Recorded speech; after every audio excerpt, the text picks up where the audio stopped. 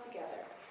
We met at the Cruzati house where Jacob used to live, a lively Catholic household that loved to gather people together. I had been invited to a party, and there's where our story began, or as a few friends like to say, where the firecrackers began. As our conversations truly sparked something in us that night, through our shared love for serving those in need. From the very beginning, we found ourselves talking about his mission, vision, and his heart for serving others. What he didn't know then was that I carry a very similar passion. Before meeting Jacob, I had been discerning a missionary life through the Sisters of Charity inspired by my confirmation sponsor, the Mother Teresa of Calcutta, and a deep desire to serve the poor. That desire was planted in me at a very young age by my grandmother. She lived an extraordinary life of great generosity and compassion, always giving to others despite her own limitations. I was born and raised in Mexico, where my family lived a humble life. We were not in extreme poverty, but we were experiencing firsthand what it meant to lack certain basic resources. Something as essential as water was not always accessible, and we really relied on purchased water for daily use. When I later moved to the United States, I was struck by how accessible and abundant life here can be. During my time in college, while studying global business, I was blessed with opportunities to travel to places like Ethiopia, Cambodia, and many other parts of Mexico, followed by natural disasters. One particular impactful experience took place in Cambodia, where I helped build a bathroom with a septic system for a family who had been living without one. Their living conditions required them to use the bathroom near their water source, the same place where they wash their clothes and their dishes. That moment deeply opened my eyes to the dignity that basic sanitation provides.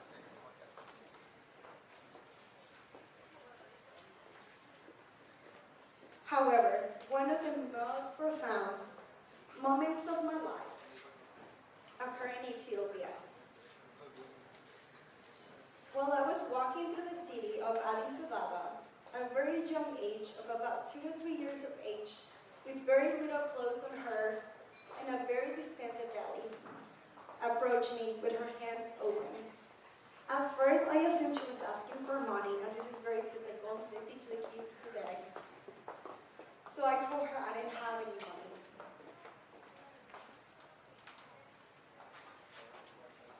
But she gently shook her head at me and pointed to my water bottle. You see, she was not asking for money. Sorry, I'm very pregnant. She was asking for water. I will never forget that moment. As I gave her my water bottle, she ran to share it with her mom.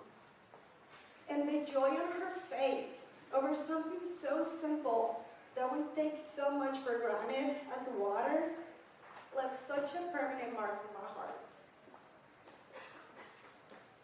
That experience revealed to me the urgent and profound need for access to clean water. So when I met Jacob in 2017, and I learned about Vera, Aqua, Vita, I was deeply moved. I remember thinking how rare it was to encounter somebody so committed to serving others in such a meaningful way. I'm very incredibly blessed to be part of this mission. A mission that is not only about serving a person in that moment, but about transforming lives for generations to come. When I went on many mission trips, we often provided for immediate needs. We provided water, food, clothes, something that met the needs in that moment. But when we left, those resources were gone. What remained was just a memory, a feeling of hope, and a dependence on the next group to come. What makes this mission so different is that it empowers communities. It creates a path not just to survive, but to truly thrive. Tonight, I would invite each of you to consider how you might be a part of this mission as well. And I will end with this quote. I alone cannot change the world, but if I cast a stone across the water, I can create many ripples. Mother Teresa Calcutta.